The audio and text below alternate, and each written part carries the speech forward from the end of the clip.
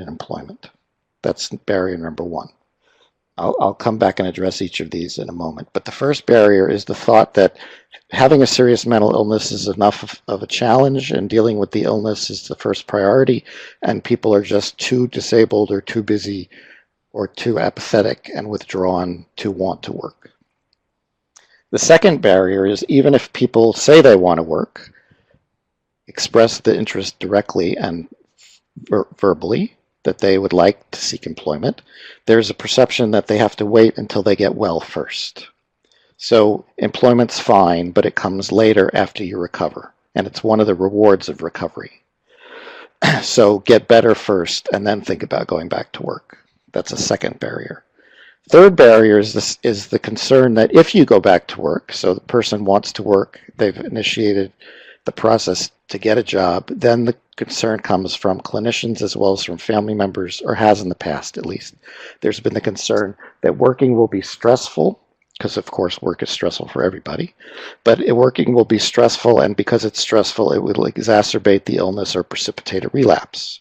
So it's risky to work because you might get sick again, and then what would happen? Somewhat related to that, although also distinct, is the concern that if you start working and you get sick, you have already lost your disability income and you have to start the disability certification process all over again, and you'll be homeless and destitute in the meantime. Family members have of course been concerned about this as well. They don't want people to lose their Social Security disability by getting a job and then losing the job. And the last barrier, which is one that we've just recently discovered through a survey that we did in Connecticut, a statewide survey of provider perceptions about recovery and employment, is that recovery is not part of, employment is not part of recovery. Employment, to the degree to which people might need help keeping a job, that's somebody else's work. That's not a clinical issue. It doesn't have anything to do with recovery per se. It's separate and distinct. Now, I probably don't need to tell you that about 85% of people with serious mental illnesses do express a desire to work. So it's not that they're not interested. Surveys have consistently found 3/4 or more of people polled say they would like to work.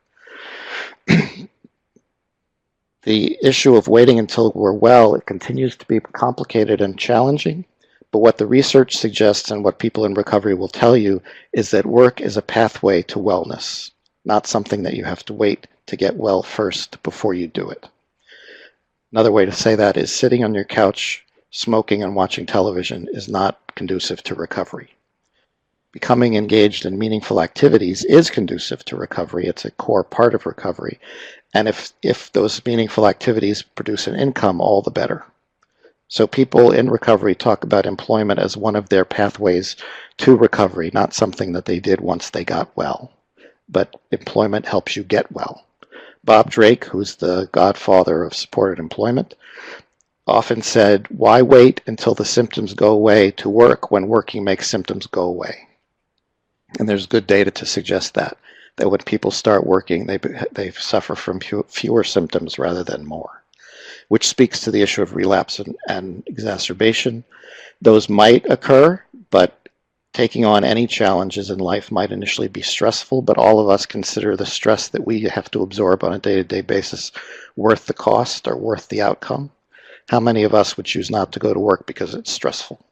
That same challenge should be offered to people in recovery or people seeking recovery. The last one, the employment is not part of recovery, is really, I'm not sure what to do with that one yet. That came out of the survey that we did here in Connecticut. Two of the least important factors that clinicians rated as being relevant to recovery were working and having financial self-sufficiency. They were not considered important components of getting better. And I'm not sure what to make of that. But it suggests that perhaps we have different expectations for people with serious mental illnesses than we do for ourselves. I think having a sense of spirituality is important to a lot of us. That was also rated as one of the least important factors in recovery by the same group of providers. Having meaningful employment is something that we all value and gives us a social status and a sense of purpose and identity in our own lives. I think we need to understand that that same thing can be true for people with serious mental illnesses. There's also to consider the role of the family. Families likewise did not rate working or being financially self-sufficient as important components of the recovery of their loved ones. So in both cases, we seem to be thinking that people with serious mental illnesses need to settle for less than a full life, that they can manage their condition on a day-to-day basis, they can have friends, they can relate to their family members, but they don't need a sense of spirituality, they don't need a sense of meaning and purpose, they don't need to be gainfully employed, they don't need to be financially self-sufficient, and I think we're just setting the bar too low. So with that said, I would really be interested in hearing your questions or comments, or if you have any interest in pushing back against what I said. Hi, thank you, Larry, very much for that presentation, overview of what some of the research, some of your preliminary research in connection with the Connecticut IPS supported employment program, what it's showing, and really some of the, really identifying some key areas of perhaps intervention where there is maybe some pushback from the family and/or clinicians around employment. So what we really wanted this to be a dialogue with Dr. Davidson, Larry, and so if any of you have any questions, feel free to pipe up. Anyone on the line have any questions? Or comments. Or comments. Thanks, Larry.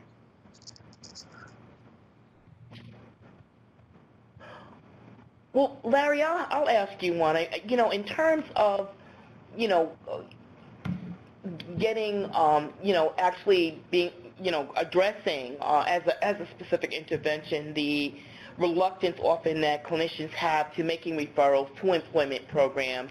Do you have any suggestions for, what sorts of training, what sorts of other kinds of interventions may make a difference in really in encouraging clinicians to have that, a discussion about employment, part of the treatment that individuals receive? That's a really good question, and it's one that we sought out in Connecticut. We sought out consultation from Pat Corrigan, who's done a lot of work on internalized stigma and public stigma. And Pat's research, and it's pretty consistent now across a number of studies, shows that the most effective antidote to these kinds of low expectations are living role models, success stories, is introducing clinicians, getting access for clinicians or exposure for clinicians to people who are doing well and working and for whom work was a part of their recovery, not something that came later in the process. So we're working with our providers around the state to increase their exposure to people who are doing well and people for whom work has been an essential part of their process. Great. There's no substitute for role modeling, I think. And how is that going thus far, Larry? It's going very well, actually. It's generated quite a bit of interest and excitement, and now we're turning more to the issue of what kind of reasonable accommodations can be provided for people with psychiatric disabilities, which is a relatively new field. Even though the ADA was passed in 1990, we're still trying to figure that out. Right. Yeah. But it seems to have generated a lot of interest. It seems to have generated a lot of interest. I would just say one thing I didn't mention that I can come back to is the first essential component of IPS supported employment is individualized benefits counseling. And that really is where a lot of these issues need to be worked through to begin with especially with families involved, is figuring out what is a pathway from unemployment to employment that minimizes the risk of the person losing their benefits until they're fully secured in employment. So having access to benefits counselors is a really key way of addressing some of these concerns. Thanks, Larry. And we're going to have, in a few weeks, a larger discussion about supported employment, the individual placement supported employment model. But I thought that, in discussing things with Larry, that it made sense even before we, did a training on, provided some resources and a webinar specifically on supported employment that it would be helpful really to identify first on a first-hand basis what some of the barriers may be, so that basically as part of your integration of employment services into your programs or taking advantage of external employment programs, that you'd be aware what some of the challenges are. Just an overview, I think IPS supported employment is an SAMHSA evidence-based practice. And really it's based upon, I think the overarching message basically is that people suffering from, severe or persistent mental illness want to work and can work. So it really looks at some of the core values are rapid placement, meaning that when an individual expresses the desire to work, that indeed, as Larry stated, that the focus is not on readiness or the abatement of symptoms, but really on working with the individual to obtain employment of his or her choice. It's also where teams really work together. There's a full integration of the clinical team with the supported employment team. And typically, a supported employment team consists of employment specialists, may include a job developer, and increasingly peers are being trained to work in supported employment programs. In several of your sister states, and actually a number of folks who actually have received or have assisted outpatient treatment, have supported a part of the cadre of really groundbreaking supported employment programs is Utah, which is one of the states, as well as, Alabama. And so we really recommend, as we move forward in, helping you all think about employment and ways in which you can integrate employment services into your programs, that really we're optimistic that Alabama and Utah will be useful resources for you. Are there any other questions before I kind of move forward about more of a discussion about the IPS model? Okay. So one of the great things that's happened with this cohort of SAMHSA grantees is that they've hired peer staff, people with lived experience. They're either they may be hired as peer support specialists who are providing general peer support as folks transition to employment and helping people maintain employment, or employment specialists that have a specialized degree of knowledge, really are able to work with an individual to identify employment preferences. As Larry said, one of the things that we're really encouraging employment specialists in the first instance is to really contemplate reasonable accommodations, what may be available, of really assisting someone in identifying those job opportunities in the community, and really helping folks with that decision-making process. And typically what we've been finding with the cohort of supported employment programs is that peer staff are critical. And in fact, a number of jurisdictions, a number of the states that are, Illinois being one of them, and several others, they're creating an additional endorsement for peers that are trained in the supported employment model, meaning that indeed, that folks that peers actually go through a training that's done by the WESTAT, by the, in IPS, they do an IPS training. They're trained in, the programs themselves are trained in fidelity. And again, I'm not going to get into detail about the fidelity of the IPS model. I just wanted to provide you a general overview of what some of the key features of that model are. But I see that Pam Bennett is from Utah is here. Hi, Pam. But are there any questions before we move on to another part of the discussion? Larry, in your work, what are some of the fears that peers have about returning to employment? I think you talked a little bit about some of the internalized stigma and other things, but are there other things that you've been finding in your research? Well, I think the internalized stigma that you found previously in your research. I think the internalized stigma is a good place to start, though, because Okay. if people are surrounded by family members and providers who view them as incapable of working, they very readily internalize that and assume that they can't work. And that, for a lot of people, is an important place to start. I'm glad you mentioned the peer workers in the supported employment programs, because they are, just by being there, already role models. They're working, they're in recovery, and so they already model for the clients that they'll be serving that it is possible to both have a serious mental illness and be employed. So that is a very powerful message in and of itself. In teams that don't have peer staff, it may be more of a challenge to convey the message that you may have a disability, but you can still work, and what are your interests, and what would give your life more of a sense of meaning and purpose. So encouragement can be key, because people have been pretty demoralized by the time they get into, especially if they're under an AOT, they've probably been pretty demoralized and not viewed the mental health system as being very helpful to them.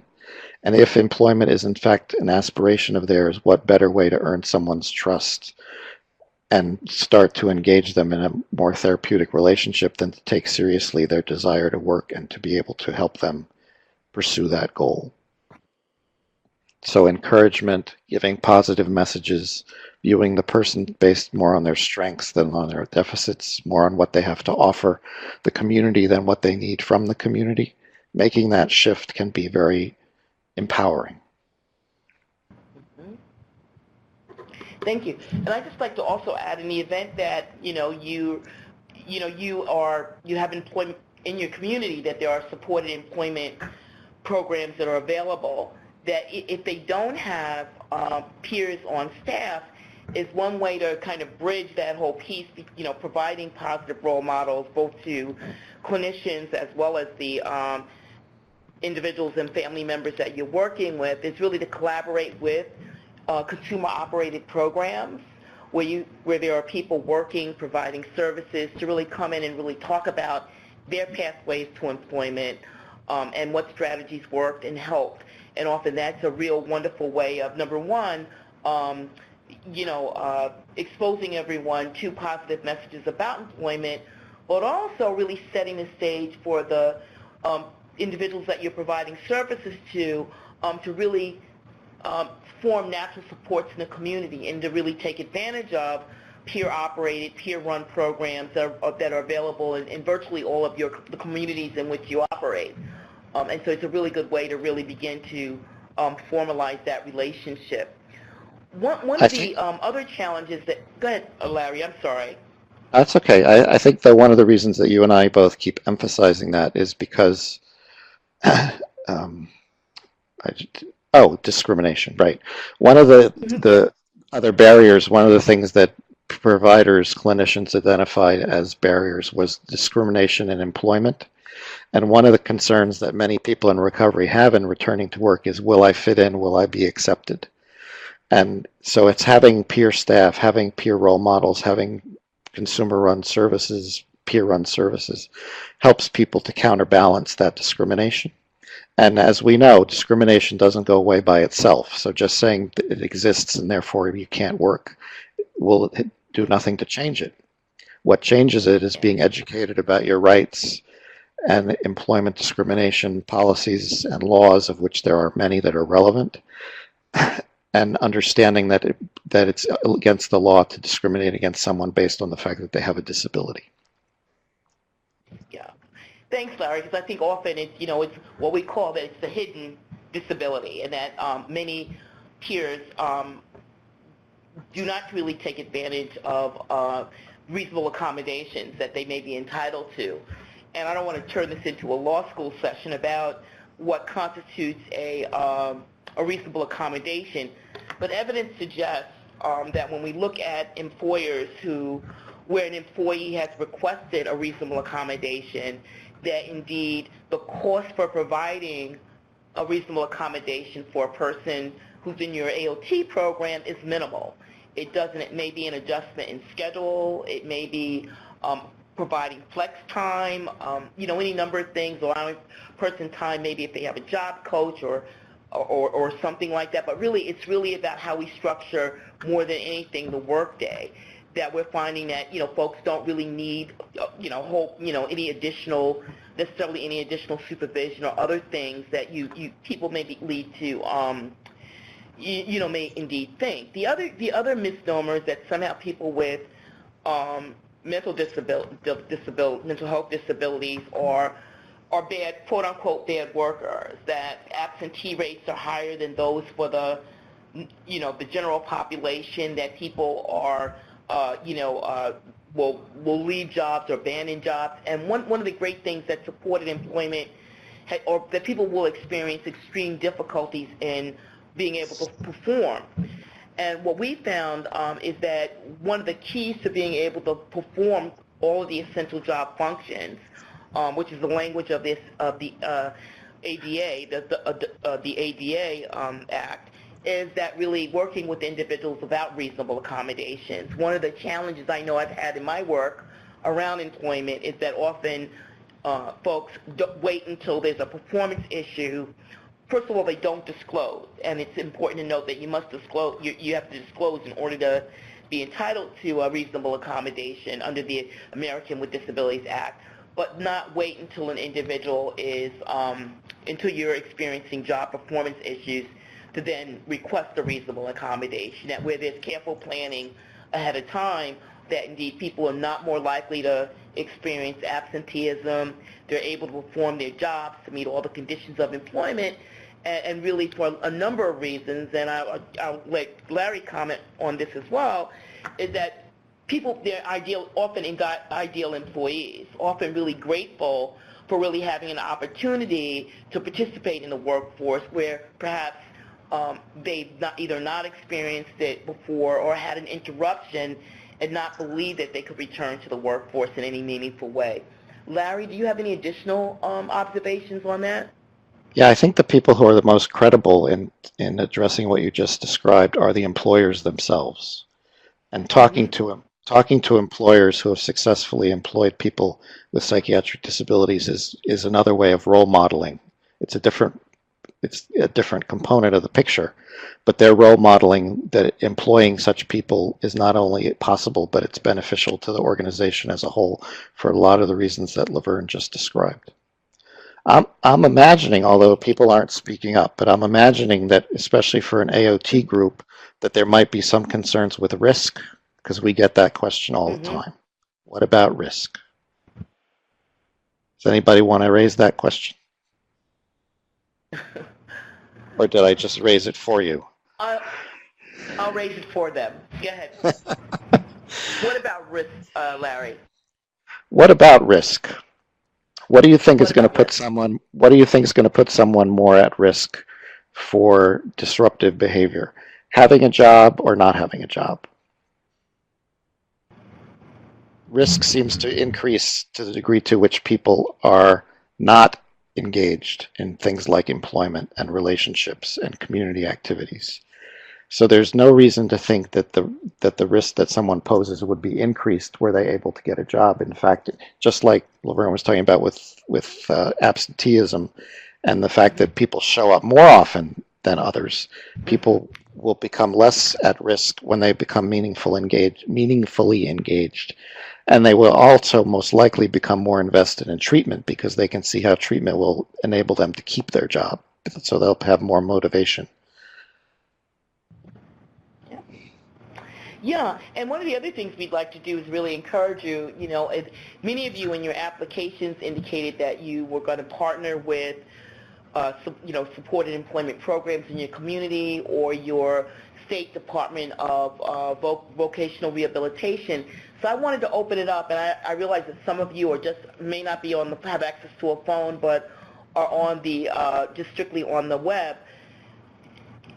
How many of you have actually established relationships with your state Department of Vocational Rehabilitation and are actually maybe making referrals of program participants to those programs? Is anybody doing that currently? Laverne, can you hear me? We can. Oh, okay. I'm never sure if I'm muted or unmuted on these things. This is Pam from Utah. Hi, Pam. We're in advantageous situation in some ways because we do have IPS grant funding in the same area that we have our AOT teams. And as part of setting up our IPS teams, we're very heavily invested with voc rehab and have really tried to strengthen those relationships in every way. We have a member of our team at the state level who used to work at voc rehab and knows everyone there, and the way that that's been helpful is immeasurable. I mean, I would encourage anybody who is looking at employment for their clients to really get to know all those voc rehab people. We've gone so far as to have our IPS teams at our sites become CRPs so that they're collecting milestones. We have one place in the state where they've become an EN or and are able to collect ticket to work monies. So it makes a big difference in sustaining the program too. Yeah, and can you talk about, kind of, I mean, how did you go about establishing that relationship with your state vocational rehabilitation agency? And if you could also describe kind of what kinds of services, that you feel, that they've been able to offer folks? When we started with the IPS piece of our program, our vocational rehabilitation office had just gone on order of selection, so they weren't really able to help any of our clients unless they were already part of voc rehab. And for the AOT program, that's pretty rare. I don't even know if it's happened with any of our clients yet that they've already been engaged with voc rehab. But like I said, we had someone in our office who knew all the voc rehab people and basically went out, made phone calls and said, let's meet, let's talk face-to-face, let's have you meet with our IPS team, let's talk about regular meetings. If you're running IPS to Fidelity, which we are, then you have one person in voc rehab who actually is your contact and handles your clients, and you develop a relationship. They come to your meetings, you go to their meetings. So it's nice to have that one person, because voc rehab offices can be very big, and they can just be kind of divvying out your clients to whoever's next in line to get a client. If they don't understand IPS, they're not going to maybe understand why you're pushing for them to meet with businesses right away, or why you're offering your own job supports and job coaching. Once they get to know you, what we found is they love IPS, because at voc rehab, their ability to provide job supports is limited, usually to 90 days, and they know that you'll pick up the slack afterwards as part of your IPS program, and they love that, right? Because then their clients are your clients, and they're successful. So our way of reaching out initially, and like I said, we had an in because we had somebody who knew them, but it was just to literally find out who are those people, go set up a meeting with their directors and say, we get that this isn't how you usually do business, but we want one of you that's ours, and that person to handle our clients. And that's been thank you, Pam. That's a really wonderful strategy, because number one, you have a single point of contact within the agency around, some of the, rules, requirements, and someone you can pick up the phone and actually speak to. But the other thing is that it really counselor, voc rehab, certified counselor with your state voc rehab agency really gains some level of expertise about your program, the services and support that you provide, and really, the kinds of folks that you're providing services to. So really, it's a wonderful collaborative relationship. And the other important thing we'd really like to, I'd really like to stress regarding your state vocational rehabilitation programs is that once your program participants are deemed eligible, there are a wide range of services. And I'm just going to briefly state what the eligibility requirements are. There are really two. One is that a person suffers from a severe and persistent mental illness. That's one of the requirements. And the other one is to demonstrate that the provision of state VR services are needed for the person to successfully transition to employment. So, those are the requirements. As Pam said, in many of your states, there may be some other priorities that your state VR agencies have regarding the populations that they work with. But typically, 100% of the folks that you're providing services to, even if they have a co-occurring disorder, that indeed they're eligible, would be otherwise eligible for state vocational rehabilitation services. And the great thing is you have clinicians on staff that can complete the paperwork that's required as state VR agents, the state vocational rehabilitation agencies required. Because I often found like that's a real barrier often. Would you say, Pam, that that's kind of a barrier that, people have expressed of really having to travel physically to the, having to get those forms filled out often is a barrier. And if you have clinicians on staff that can do the psychosocial assessments and the other kinds of assessments that are required by your state VR agency, it goes a long way towards expediting their movement through the approval process. They also fund education, whether it's someone who wants to go to a training program or go back to college or a community college. Your state vocational rehabilitation programs have funding to support program participants in those endeavors.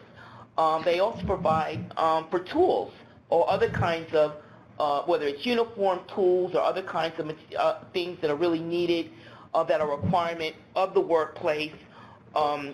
They fund those things. There's also some, really great, I would say, for folks who are, on Social Security benefits, that there are some real wonderful kinds of, it's not, whether it's, on-the-job training programs or other kinds of programs really where there's low risk and really exposing a person to employment that your state vocational rehabilitation programs often fund.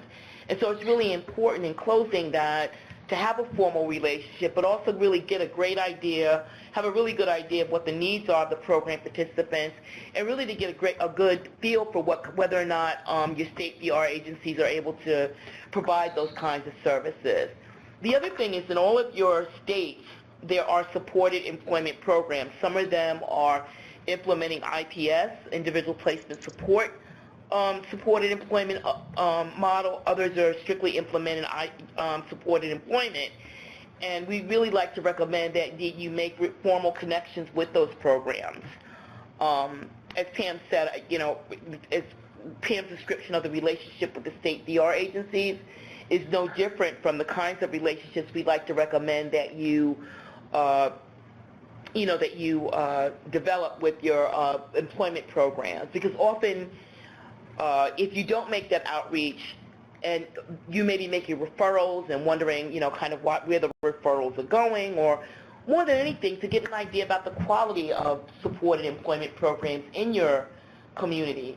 All supported employment programs are not equal. All are not as successful as others. And you may want to get a feel for which programs where there's a better fit for the folks that you're providing services to. Are there any other comments, questions? Larry, do you have anything else you'd like to add? And then I think I have a few more questions, but I was just going to give you an opportunity if you wanted to add anything else. Nothing leaps to mind at the moment. Okay. Yeah. So I think the takeaways, and we're not going to keep you much longer. One of the takeaways is that employment is part of recovery. That all of the things that make the sense of purpose, a life in the community, an individual really being able to participate in all aspects of community life. But most importantly, we often don't talk about poverty as kind of a challenge, and poverty as being something that exacerbates and really makes it really difficult for folks to not only recover, but maintain recovery and a life in the community, to be able to afford rent, or to go on a hot date if you want one, or to buy a car, or to get in an apartment in a decent area of the community.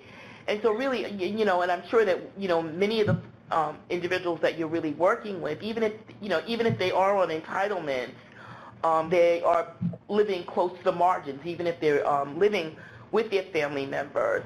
And it's important, as Larry said, that whole benefits counseling piece be part of your programs. Many of your states have dedicated benefits and entitlement counselors, and you may want to make it. I really encourage you. I guess Larry and I are both encouraging you to reach out to those specialists, because one of the challenges is, in addition to some of the self-stigmatization, some of the discrimination, other kinds of barriers that folks face, is that there's this whole body of misinformation about Social Security. Whether if you work, you'll lose all your benefits, or all sorts of and often when you go to your local Social Security office, often there's not, the individual that you speak to, customer service representative that you speak to, may not really be aware of all the Social Security work incentives that are available. For example, many folks, there's, the rapid reinstatement of benefits. Once a person is off, in Social Security benefits, there is because they've been working, there's a policy of rapid reinstatement. And the benefits are reinstated until such time that Social Security is able to make a due determination. But it's important that folks need to understand that you don't automatically lose your benefits. If you're on Social Security, Social Security disability insurance, there's the trial work periods. There are all sorts of,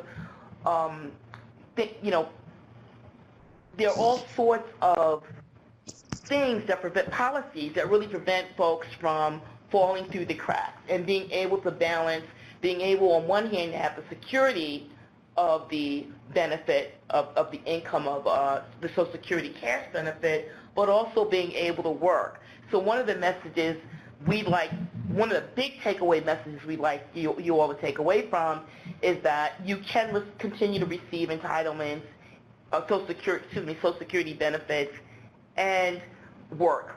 There are issues involving the number of hours,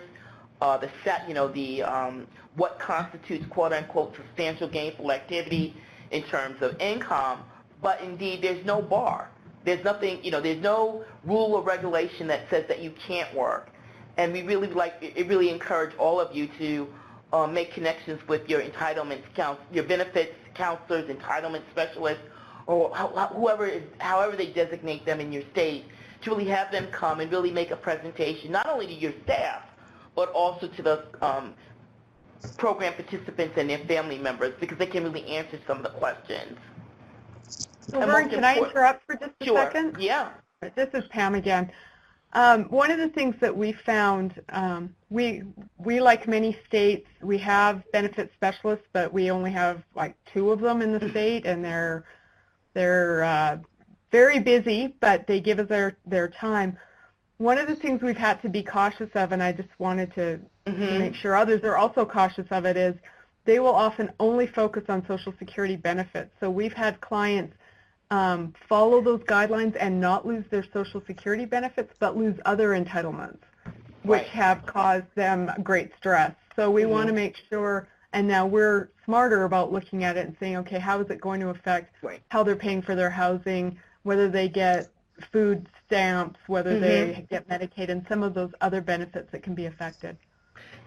Thank you, Pam. That's really an excellent point, because often it is the housing, the other kinds of benefits that folks have that are really key. Most of us live in states where I think the recent data indicated that most folks are paying more than almost a half of their salary income in housing, and with very, very few exceptions. So your point is very, very well taken.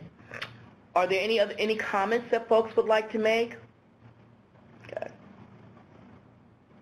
And in closing, because we're not going to keep you any longer than we need to, we really want to encourage you all to really think about how you can really introduce employment or discussions about employment into your programs, and really to work with clinicians, family members, and the individuals that people that you're providing services to about employment, and really give folks really choices about what kinds of steps they'd like to take in terms of learning more about employment, being, maybe, going back to school, attending a training program, going to college, or getting their GED, whatever the situation, general equivalency diploma, whatever the situation may be, that that folks are really, that we don't exclude employment from the discussion, because often it is employment that, and I can speak for myself, it's employment that's really an integral part of the recovery process. Often it's a reason to really get up in the morning. It's a reason to feel like you're making a significant, that you have a meaningful place in the community. And most importantly, that you have income really to sustain a life in the community and not really live on the margins. Could I just say one last thing about that? Yeah, sure, Larry. Just building on what you just said. Mm-hmm. Since this is an AOT group, one of your major functions or focuses should be on engaging people into treatment so that it need not be involuntary. So how do you engage someone into treatment? Well, we learned back in the 80s that the best way to engage people into treatment who were disconnected from treatment and at that point who were homeless was to address their basic needs. And having meaningful occupation is a basic need. So helping people to engage in a meaningful occupation is one way of earning their trust and one way for them to see that treatment can actually be more beneficial to them than not. So that they end up choosing it, choosing treatment rather than having to have it whether they like it or not. Yeah, really being able to fully understand the benefits of treatment as well, and providing folks with as many choices as possible. The other takeaway I really would like for folks to have, to really think about is that how critical that you can introduce or begin to talk about employment in the early stages of an individual's engagement in your programs, and that to really explore as much as possible and over time what an individual's career or work aspirations are. What previous work experiences have they had and that they felt good about? What kinds of certifications or degrees that folks have? One of the things that I learned when I ran a supported employment program was that often folks had nursing degrees, BAs or BSs in nursing. They had were electricians. They were plumbers, sheetrock workers, lawyers, doctors, had all sorts of training or career involvement that often no one ever asked them about what they wanted to do with those degrees and experiences, work experiences that they had before they became involved in mental health services. And often the mere act of really being able to encourage someone to talk about their experiences during that point in time when they were in college and they had aspirations, when they worked at the job that they liked, when they completed a program, a certificate program in nursing aid or the other kinds of programs, when they did that electrical apprenticeship, but maybe fell short of actually being able to become licensed, that it sparks people's excitement. They're no longer just focusing on the illness, the treatment. They're also focusing on their life and their life and career aspirations. And often many of you may even, if you've begun those kinds of discussions with the folks that you're working with, I'm sure many of you have seen a spark in someone's eyes, or really be just for the first time, maybe in a long while, to be able to talk about those kinds of things. So we really want to encourage you that, you can begin to talk with program participants about employment, and I would say, look at employment very broadly on a continuum. It may start from volunteering. It can be maybe volunteering in you may want to establish, for example, a formal internship program with one of your community-based organizations that's really interested, that's looking for interns and maybe is interested in training folks in specific areas.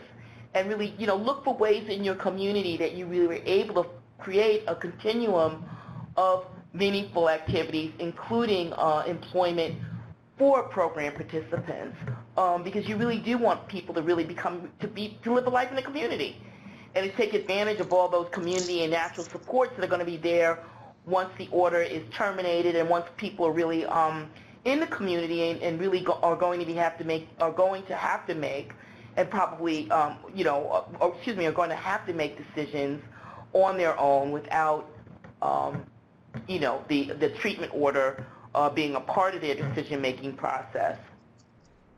So what we are going to do moving forward, as I said before, we're really looking forward to setting up a series of discussions about supported employment, introducing you all to some models, having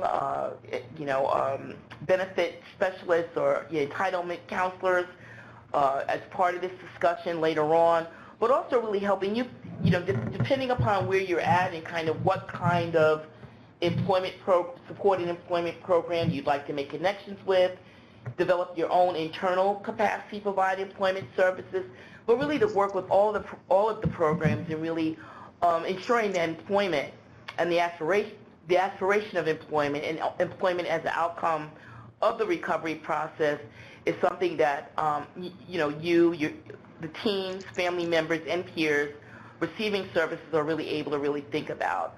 And in closing, one of the things we found is that in order for these employment programs to have to be successful is that you really do have employment has to get in the groundwater, and you really do have to change some of the culture. So one of the things you may want to begin by putting up posters with folks really working, or asking, if you setting up a support group or peer support group where, folks can begin to talk to each other about employment and their career aspirations and the like.